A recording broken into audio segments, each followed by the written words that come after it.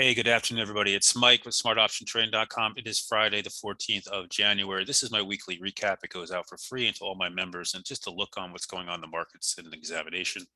If you want to join us, click here on smartoptiontrading.com, link in the description below, and you click on live trading alerts. You can join us there, or you can come in and you can buy my 2022 outperform list. By the way, a bunch of these names have already started paying off big time, hit multiple targets.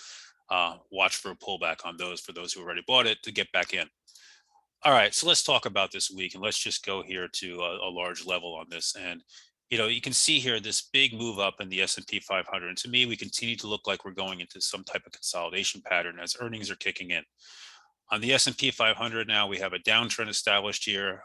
We've lost the 50-day with conviction.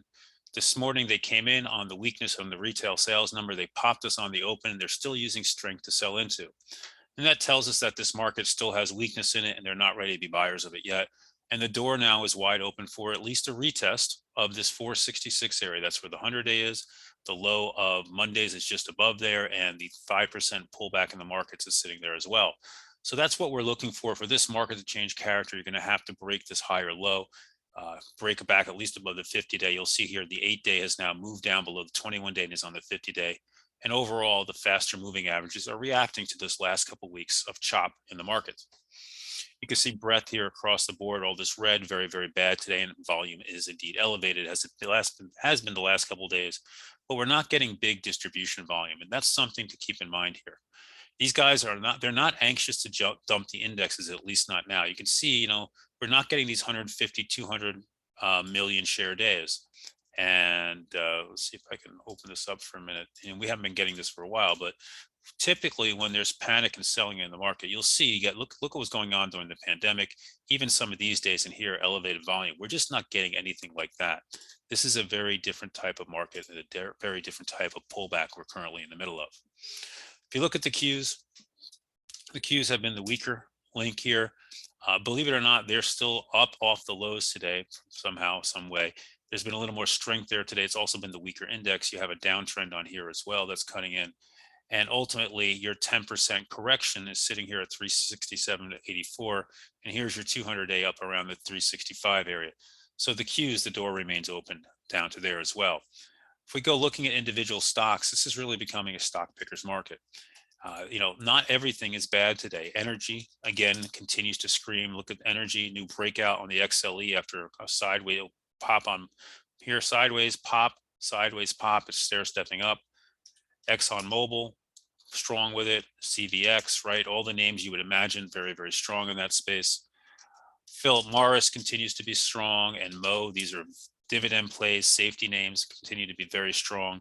Taiwan Semi, which had excellent earnings and guidance yesterday, nice bounce back here, remaining strong.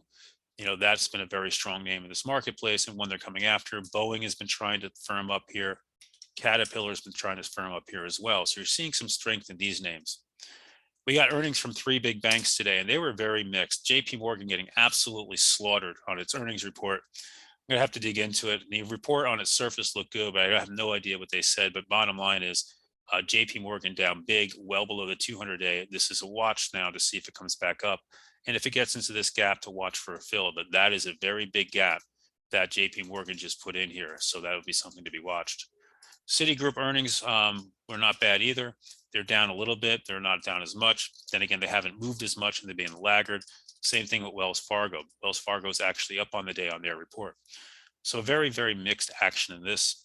The big names, this is what's concerning, and we're starting to lose. Microsoft, a vicious down candle yesterday, trying to hold in today, holding there. Apple has lost the 8 and the 21-day and can't retake it.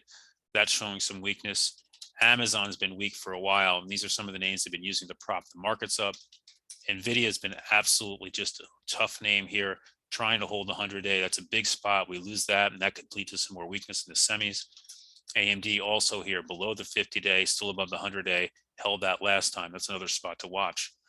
The bottom line is this market's rotated. It wants to be in value names. It wants to be in safety names. It wants to be in dividend plays. It wants nothing to do with growth. It's afraid of growth here right now, and anything that is associated with it in the same sector is getting lumped in, whether they're a good company or a bad company. And that's just the market we have right now until probably we get some earnings reports that separate them. So next Tuesday morning, we go back. We have member Monday's a holiday. The markets are closed. We'll get a much more bank earnings. We have Netflix next week. We have a couple other names starting to mix in here and there, and then the things get really going nuts the week after. So I don't want to waste all your time here, right? It's a market to stay out of if you're not sure.